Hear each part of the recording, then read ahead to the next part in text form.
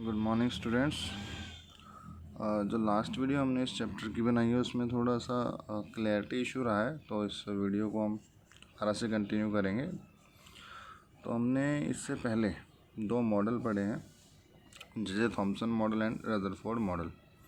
उनके मॉडल्स में कुछ ड्रॉबैक्स रहे हैं, इसीलिए फिर थर्ड मॉडल जो दिया एटम का वो दिया बोर ने। और बोर ने जो ये मॉडल दिया है ये ओनली फॉर हाइड्रोजन, या फिर हम क्या देंगे हाइड्रोजन लाइक आयन, या फिर हाइड्रोजन, इनके लिए था। यही इसका लिमिटेशंस भी कह सकते हैं, जो कि हम आगे देखेंगे। तो बोहर का जो ये मॉडल था एटम का, इसमें इसने कुछ पॉस्टुलेट्स दिए हैं, जिसमें हमारे पास जो फर्स्ट पॉस्टुलेट है, an atom consist of a small and massive central core. जो भी एटम है उसके सेंटर में एक मैसिव कोर है, जिसको कहा गया था nucleus.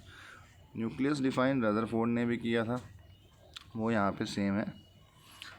Around which the planetary electrons are revolving, और उस न्यूक्लियस के चारों तरफ इलेक्ट्रॉन्स रिवॉल्व कर रहे हैं। प्लैनेटरी इलेक्ट्रॉन्स इसलिए कहा गया है जैसे सन के अराउंड कह सकते हैं, बाकी प्लैनेट्स रिवॉल्व कर रहे हैं, उसी तरीके से न्यूक्लियस के अराउंड ये इलेक्ट्रॉन्स रिवॉल्व कर रहे हैं। The centripetal force required for this rotation is provided by electrostatic attraction between the electrons and the nucleus. और हम कह सकते हैं हमारे पास जो ये सर्कुलर मोशन है, इलेक्ट्रॉन्स न्यूक्लियस के चारों तरफ घूम रहे हैं, तो उनको घूमने के लिए जो फोर्स सेंट्रीपिटल फोर्स चाहिए, वो फोर्स प्रोवाइड कर रहा है इलेक्ट्रोस्टैटिक अट्रैक्शन, जो कि पॉजिटिवली चार्ज न्यूक्लियस और नेगेटिवली चार्ज इलेक्ट्रॉन के बीच में होगा।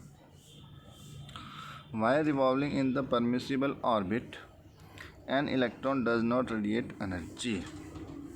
देखो रदरफोर्ड ने भी मॉडल दिया, उसने भी कहा कि सेंटर में हमारे पास न्यूक्लियस है, उसके अराउंड इलेक्ट्रॉन्स घूम रहे हैं, लेकिन उन्होंने इन इलेक्ट्रॉन्स के ऑर्बिट्स को डिफाइन नहीं किया कि वो कौन सी ऑर्बिट्स में घूम रहे हैं। यही ड्रॉबैक रहा था हमारे पास रदरफोर्ड के मॉडल का, लेकिन यहाँ पे बोहर ने उन ऑर्बिट्स को डिफाइन कर दिया कि वो इलेक्ट्रॉन्स कुछ ऐसे फिक्स ऑर्बिट्स के अंदर ही घूम रहे हैं, जिनके अंदर वो अपनी एनर्जी रेडिएट नहीं करते हैं। These non radiating orbits are called stationary orbits, और इन नॉन रेडिएटिंग ऑर्बिट्स को हम कह सकते हैं स्टेशनरी ऑर्बिट्स।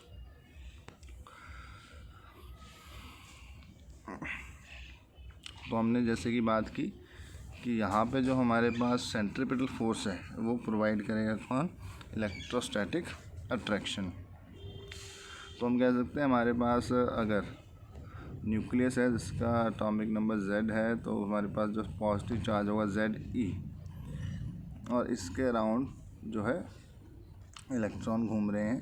तो मान लेते हैं कोई एक इलेक्ट्रॉन घूम रहा है E, और जो भी ऑर्बिट है इसका जो रेडियस जो है वो हमने मान लिया Rn, मतलब nth ऑर्बिट हो सकती है, फर्स्ट सेकंड थर्ड कोई भी हमारे पास ऑर्बिट हो सकती है। तो यहाँ पे हम कूलम्स का जो लॉ है इलेक्ट्रोस्टैटिक्स का वो लगा सकते हैं। हमारे पास जो फोर्स ऑफ अट्रैक्शन होगी वो होती है Q1 Q2 अपॉन R²। तो यहाँ हम कह सकते हैं जो कूलम का फोर्स अपने पास आएगा कि कांस्टेंट है हमारे पास, जो फर्स्ट चार्ज है Ze, Q1 second charge E, Q2 divided by distance का स्क्वायर। तो डिस्टेंस हमारे पास यहाँ पे इनके बीच में Rn, तो Rn का स्क्वायर। और ये जो फोर्स है ये किसके इक्वल होगी, सेंट्रीपिटल फोर्स की। और सेंट्रीपिटल फोर्स का फॉर्मूला अपने को पता है mv²/r, तो वो यहाँ पे अप्लाई कर देंगे mvn²/rn, जहाँ हम कह सकते हैं जो Rn है is the radius of the nth orbit, जिस भी ऑर्बिट के अंदर इलेक्ट्रॉन रिवॉल्व कर रहा है उस ऑर्बिट का radius, and Vn is the velocity of electron in nth orbit, और Vn वेलोसिटी इलेक्ट्रॉन की उस nth ऑर्बिट के अंदर। बच्चों ये जो बोहर्स के पोस्टुलेट है, तीनों ही पोस्टुलेट बहुत इंपॉर्टेंट हैं, और इन्हीं पोस्टुलेट के ऊपर हमारे पास जो आगे पूरा चैप्टर चलेगा। तो इन पोस्टुलेट्स को आप अच्छे से समझ लें।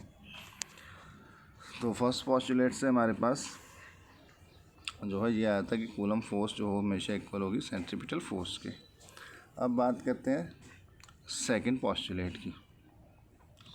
तो the electrons are permitted to revolve only in those orbits in which the angular momentum of electron is an integral multiple of h upon 2 पाई।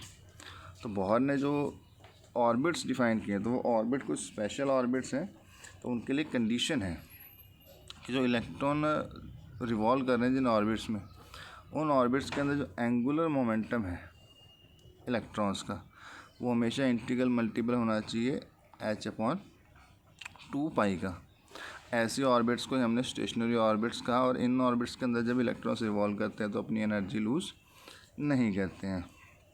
यहाँ पे हमारे पास h प्लैंक्स कांस्टेंट है, तो यहाँ पे हम कह सकते हैं कि सेकंड पोस्टुलेट से जो अपने पास फार्मूला है एंगुलर मोमेंटम, जो कि अपने पास होता है mv/r, तो एंगुलर मोमेंटम किसके इक्वल होगा h अपॉन 2 पाई के मल्टीपल, इसको n से मल्टीप्लाई कहते हैं। n की वैल्यू यहाँ पे आप कुछ भी 1 2 3 4 एनीथिंग पुट कर सकते हो, तो h अपॉन 2 पाई के इंटीग्रल मल्टीपल में होगा एंगुलर मोमेंटम, जहाँ पे m मास ऑफ इलेक्ट्रॉन है, v ऑर्बिटल वेलोसिटी है और r radius of orbit. Next चलते हैं यहाँ पे इसके थर्ड पोस्टुलेट की तरफ। तो थर्ड पोस्टुलेट इसका हमारे पास है एन एटम कैन emit और absorb radiation in the form of discrete energy photons only। तो हमारे पास जो एटम्स है, एटम्स जो एनर्जी एब्जॉर्ब भी करते हैं और एनर्जी रेडिएट भी करते हैं। तो जैसे ही एटम एनर्जी एब्जॉर्ब करता है तो उसके जो इलेक्ट्रॉन्स हैं वो लोअर टू हायर ऑर्बिट्स के अंदर जंप कर जाते हैं, और जब वो एनर्जी रेडिएट करते हैं तो वापस से higher energy to lower higher orbit to lower orbit electrons वापस आ जाते हैं। तो when an electron jump from a higher to lower orbit, higher to lower orbit आए या फिर from lower to higher orbit आए, दोनों ही केसेस में हमारे पास जो इलेक्ट्रॉन्स है वो कुछ एनर्जी एब्जॉर्ब या रिलीज़ करेंगे। तो यहाँ पे हम मान लें if NE1 and NE2 are the energy associated with the permitted orbits. मान लेते हैं दो ऑर्बिट है N1 N2, एक के अंदर अपने पास जो एनर्जी है E1, इस ऑर्बिट की एनर्जी, सेकेंड ऑर्बिट की एनर्जी है E2। अब इलेक्ट्रॉन यहाँ पे है लोअर एनर्जी लेवल में। अब इसको अगर हम एक्स्ट्रा एनर्जी देते हैं, कहीं से एनर्जी एब्जॉर्ब करते हैं, एनर्जी एब्जॉर्ब करने के बाद ये हायर जो है ऑर्बिट्स के अंदर चला जाएगा, जंप कर जाएगा। तो इस प्रोसेस के अंदर ये कुछ एनर्जी जो है अब्जॉर्ब करेगा, इसको आप h न्यू कह सकते हो। सिमिलरली जब इलेक्ट्रॉन हायर ऑर्बिट में है और वहाँ से अगर अपनी एनर्जी लूज़ कर रहा है या रेडिएट कर रहा है या रिलीज़ कर रहा है, उस टाइम वो वापस से आ जाएगा लोअर एनर्जी लेवल्स पे। तो इस टाइम भी हम कह सकते हैं कि ये कुछ एनर्जी रिलीज़ करेगा। और जब ये इलेक्ट्रॉन्स ट्रांजिशन करते हैं from higher energy level to lower energy level, उस टाइम जो एनर्जी रिलीज़ करते हैं वो एनर्जी रेडिएशंस की फॉर्म में होती है, और हम उसको एक कह सकते हैं स्पेक्ट्रम की फॉर्म में भी देख सकते हैं। तो ये हमारे पास थर्ड पोस्टुलेट है बोहर का, जहाँ पे न्यू हमने जो बात की, न्यू है फ्रीक्वेंसी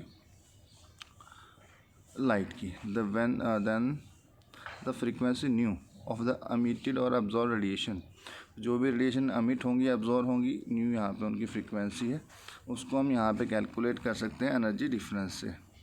तो हमारे पास जो फार्मूला आएगा EN2 minus EN1 equals to h nu, और न्यू को आप c अपॉन लैम्डा लिख सकते हो। c हमारे पास स्पीड ऑफ लाइट और लैम्डा हमारे पास वेवलेंथ ऑफ लाइट।